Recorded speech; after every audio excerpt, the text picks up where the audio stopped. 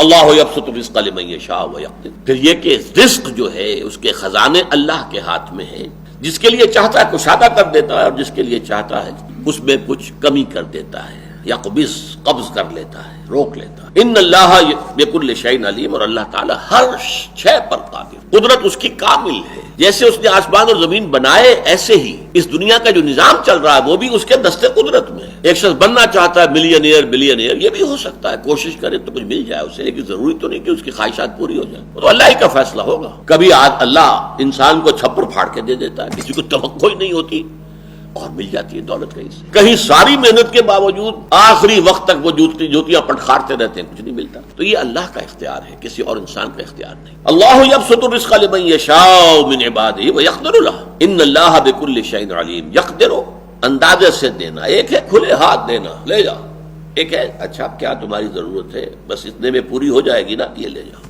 اور یہ سارے فیصلے وہ کرتا ہے اپنے کامل علم کی بنیاد۔ پھر سوچ دیکھیے وَلَئِن سَأَلْتَهُم مَّن نَّزَّلَ مِنَ السَّمَاءِ مَاءً فَأَحْيَا بِهِ الْأَرْضَ بَعْدَ مَوْتِهَا، اے نبی اگر آپ ان سے پوچھیں گے کس نے آسمان سے پانی برسایا اور اس کے ذریعے سے زمین کو مردہ ہونے کے باوجود اثر نو زندگی دے دی، لَيَقُولُنَّ اللَّهُ، فوراً کہیں گے اللہ نے، یہ اللہ کرتا ہے۔